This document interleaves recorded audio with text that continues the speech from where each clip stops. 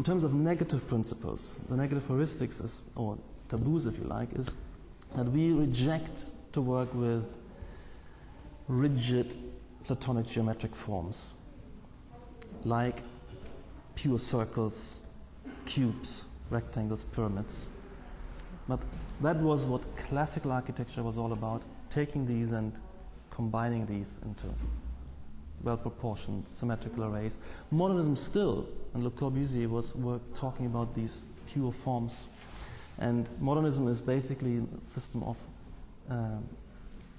rectilinear, cubic volumes, cylinders sometimes, which are arrayed no longer proportionally constrained, no longer premised on symmetry, but still this ontology of these simple, rigid primitives is also so that we say we no longer having any of this.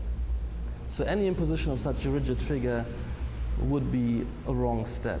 So I'm, in a sense, crossing out these because they just don't, they have no adaptive capacity. They remain rigid, uninformed by contextual influences, by internal differentiations.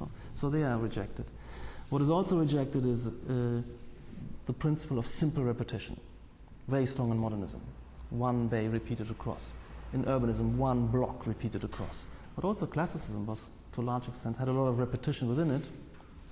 But modernism really was the order of repetition, of separation and repetition. And we're saying that is excluded, so we avoid simple repetition. The third taboo is to allow compositional elements or parts of an ensemble to remain unrelated and uninflected. So this kind of sense, which is most of what's going on today in terms of compositional architectural work and urbanism, where you allow elements to just be collaged or juxtaposed without relation to each other. Just pure difference. The pure difference of unrelated elements, that is excluded. We don't allow for that. Now, the positive principles are in direct kind of dialectic opposition to these.